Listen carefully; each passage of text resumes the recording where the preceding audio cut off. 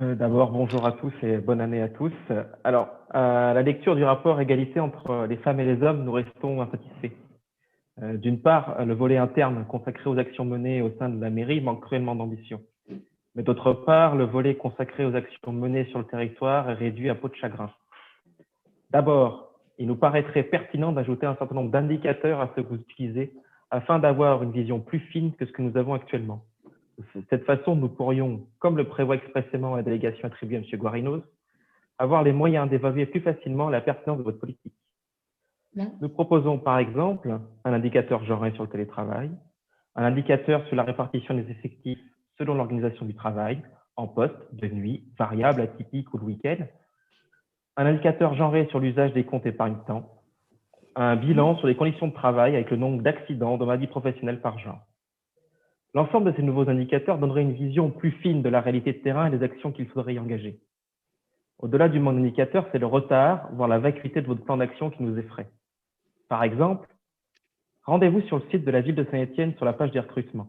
La totalité des fiches de poste sont genrées avec le masculin. Même pas de tentative d'utiliser l'écriture inclusive. Et si nous regardons votre plan d'action, nous allons devoir attendre mai ou juin de cette année pour voir du changement.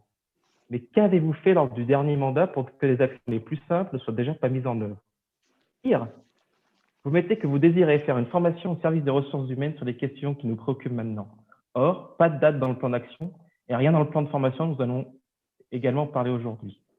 Rien non plus en direction de la police municipale qui pourtant semble être parfois en première ligne sur les questions de harcèlement et de violence.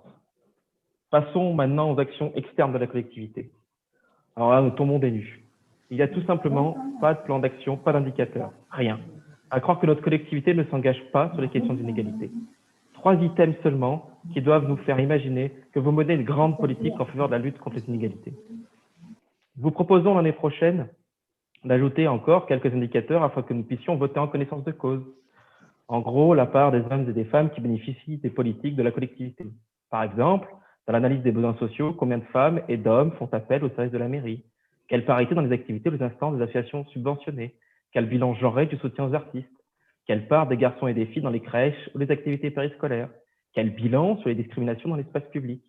Quelle réflexion sur l'aménagement public et notamment sur les cours d'école que vous voulez rénover? Je vais m'en tirer là. Mais donc, vous l'aurez vu, d'une part, la pauvreté des indicateurs internes et externes empêche celui que nous sommes d'évaluer la politique que vous mettez en œuvre. Mais il est vrai que si on ne veut pas avoir de température, il vaut mieux casser le thermomètre.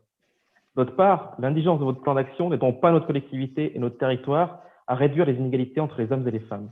Un rapport qui montre parfaitement l'importance que vous accordez à ces questions. Aucune.